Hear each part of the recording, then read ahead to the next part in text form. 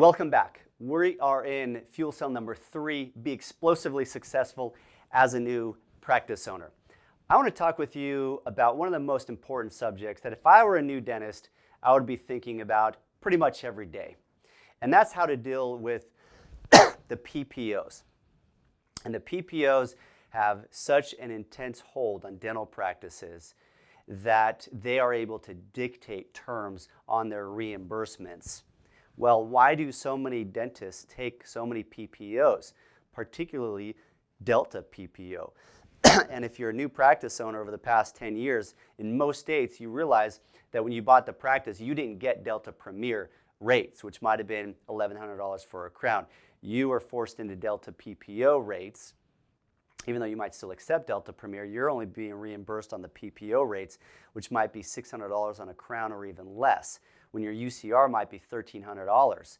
So why in the world would you be open or even embracing of these PPOs that are cutting your UCRs in half or even more when all of your cost structure to service that treatment is still the same?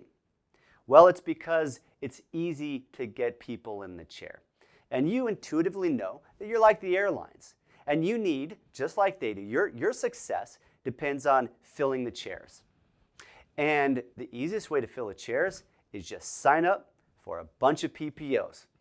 Easiest thing in the world, because they're just going to come flocking.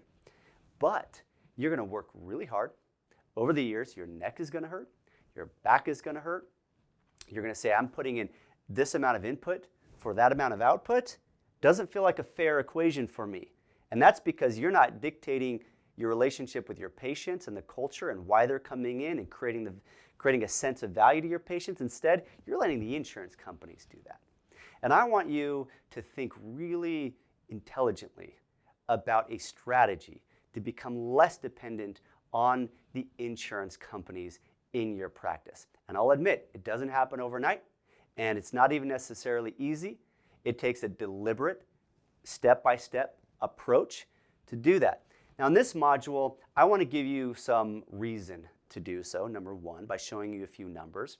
And number two, outline the basics of maybe a plan to reduce your dependency on the insurance companies. And there are practice management consultants who are going to be able to help you. There's some great ones out there that can consult you through, through this process, but you got to have faith in yourself. You got to have faith in your team. And not only do you have to have faith in yourself and your team, but you have to be a proactive leader and communicator in a way that perhaps you haven't done yet. You focus so much on the clinical and getting all that awesome training, which you need, that is baseline, to do the type of treatment you want to do and know that you're doing the type of dentistry that you can put your head on the pillow every night and feel really good about, and that you have this sort of really good, honest relationship with your patients. I encourage that. You have to, that goes without saying for me. But that doesn't mean that you have to take PPOs and accept a fee that is half or less of what your normal UCR fee is. You don't have to do that. And there are people out there who will pay for your full UCR if they perceive the value as being worth it. So let's jump into this a little bit. Let's start off with the numbers. If you are let's say Delta PPO, I'm going to use Delta, and I'm going to pick on Delta a bit here, because Delta, their reimbursement rates are so low. And that is causing a lot of heartache and financial distress for so many of my clients who come to us and we try to work through this issue. But let's look at these numbers. I'm not going to say this is a lot of crowns or little crowns. That depends on your practice and your goals. But let's just say that the quantity of crowns in a given month is 30 under a PPO crown. You're getting a lot more people in the chair, so it's easier to do more crowns, and you do 30. Let's say you're running a practice that's a fee-for-service practice, or maybe you're out of network with Delta. And because of that, you're going to have some attrition. You're going to lose some patients. You'll lose some, no doubt about it. And let's say you only get 20 crowns that you're doing for that given month. But your collections on the crown for the PPO treatment is $600. Your collections on the fee-for-service crown, $1,300, over twice that. So what is your collections for the month? under the PPO crowns, it's $18,000 for those 30 crowns. On the fee-for-service crowns, it's $26,000. So that is point number one. Just that right there should be motivating enough to say, I really can't park this idea or this concept. I need to take this seriously. But now it even gets more important, in more of a reason when you start to look at your overhead. Your fixed costs are going to be the same. You've got facility costs, you've got your front office that you're paying to schedule these appointments. Are they getting paid any less because you're getting paid less by the insurance company? No. They're getting paid, your front office, your assistant, even generally your hygienist, they're typically still getting paid the same amount.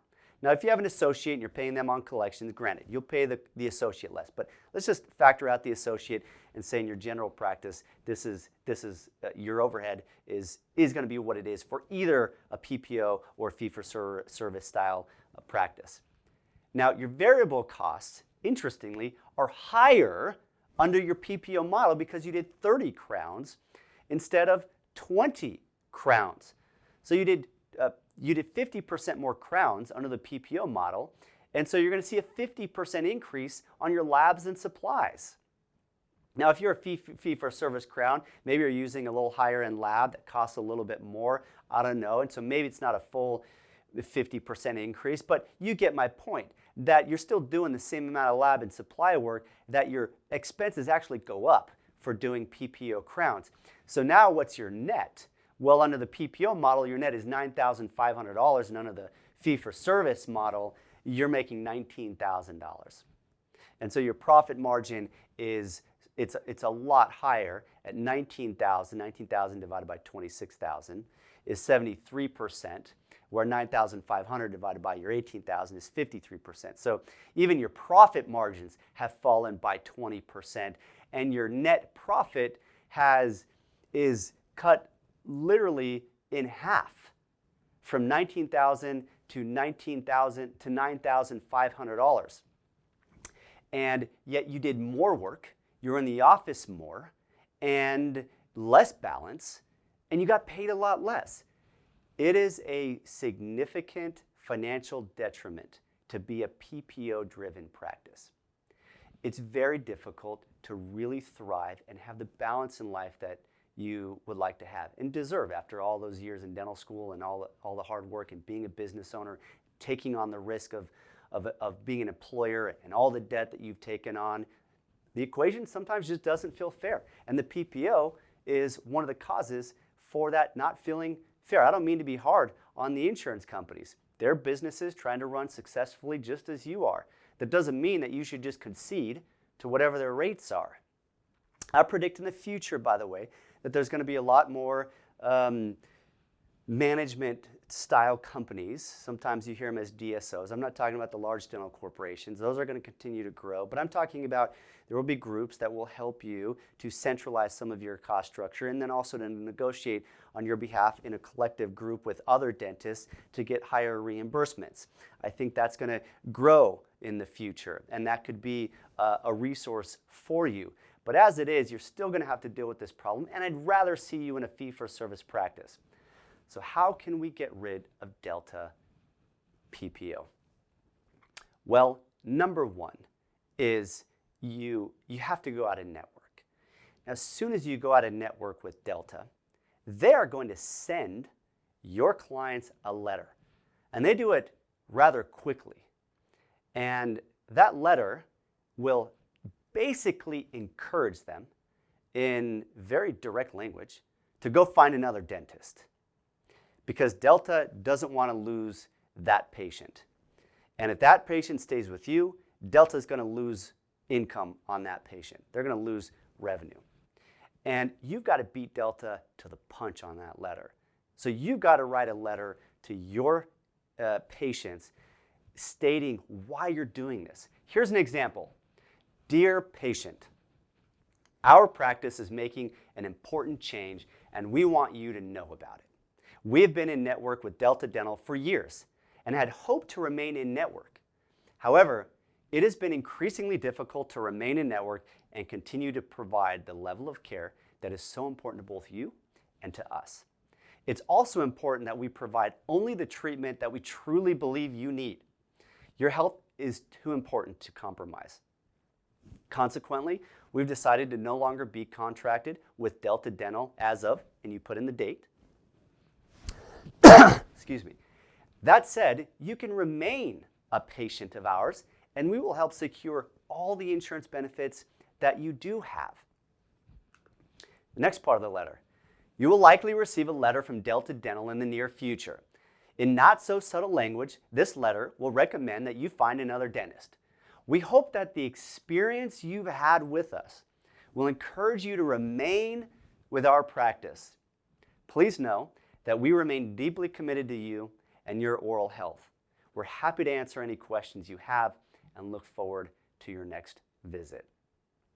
You send this off in the mail before you cut ties, or just before you cut ties with Delta in-network. Now, there's some really important elements in this process of detaching from Delta. I'm not saying that every practice can just go do this right away. There are a few factors that will increase the likelihood of success here. I don't have any romantic notions that if you write that letter, boom, everybody stays with you and you're good. You'll see potentially a decline in your traffic, and that may not be a bad thing. You need to expect that you're going to lose 10%, 15%, but the statistics are that people are generally retaining 80% or more of their patients if they do this right. And remember, the numbers turn out so much better on even a 60 to 70% fee-for-service practice than 100% PPO practice, particularly Delta practice here and some of the others. So here are the success factors.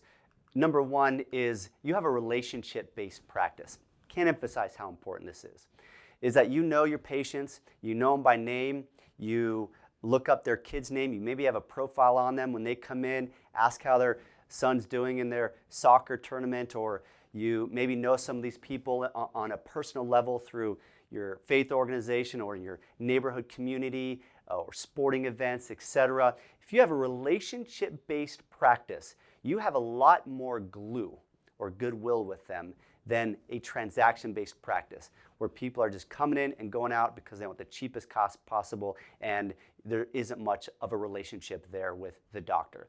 So number one, you really need to build the style of relationships with these patients where it feels connected even though they are PPO, in-network PPO patients. So when you go out of network, that connection is going to help them stay. Number two is your patients need to receive that letter before the Delta Premier letter. You need to head that off. And number three is you follow up the letter with a personal phone call. I know you might have a couple thousand patients, and perhaps you don't have to call all of them. But what I would recommend that you do is you just plan to use your evenings and use your weekends and use your in-between appointments and your lunches to be calling people, and even if it's just leaving a voicemail, or if you have their phone number, text them. Create that personal connection between you and them that is so valuable, and let them know why you're making that change verbally and how much you care about their oral health. Talk about systemic oral relationships, that a lot of their overall health depends on really good health, oral health care, and how much that matters to you and how much you value that relationship. Your idea isn't to sound like a salesperson. Your idea is to sound like somebody who cares and that you have a reason for doing this. It allows you to practice dentistry in the way that more represents or reflects your value system in working with your patients. A couple of things to note. If you do go out of network or dropping in network Delta Premier, first is that the benefits to the dentist. Delta won't assign benefits to the dentist. They used to, but now, of course, now they will assign the benefit to the patient, and they'll send a reimbursement check to the patient. What does that mean? That means you need to collect full payment from the patient at time of service. And I know a lot of you are thinking, Wes, you're telling me I'm going to have to charge them $1,300 when they walk out the door to pay that crown right then and there? That's going to be kind of hard. Well, that's what it means to run your business effectively as a business person. You just delivered the work. You paid all the resources for it. You can now ask that that service be paid for and so you're made whole for that. And don't be gun shy about that. Don't be timid as you talk about the treatment and the payment plan. We have to emphasize the value to them. When people feel value in what they're going to buy, the cost and how they pay becomes less relevant to the conversation. It will always be an issue. It will always be some factor, but it can become less of a factor. Next is Delta will likely send that reimbursement check to the patient before the credit card payment is even due. So it's not like they're out of pocket for months and paying interest on their credit card. And you can let them know that. And for maybe some trusted patients, some people you know personally, etc., they don't have to pay when you leave. They can endorse the check or they can reimburse you later. But that's typically not what I recommend. You want to collect at the time of checkout. So these are a few of the basic instructions when dealing with your Delta PPO. I just want to highlight in all of that have a plan for that. Be a smart business owner. Don't let them dictate your practice and the style of dentistry that you do and the fees that you receive. Let yourself and your team dictate that by creating a great sense of value with your patients and letting them know that your dental office is just different than the dental office down the street that is taking Delta PPO, that Delta is going to want them to go to your unique practice. It's the only way you can get people to pay your fee for service is if they feel you are unique.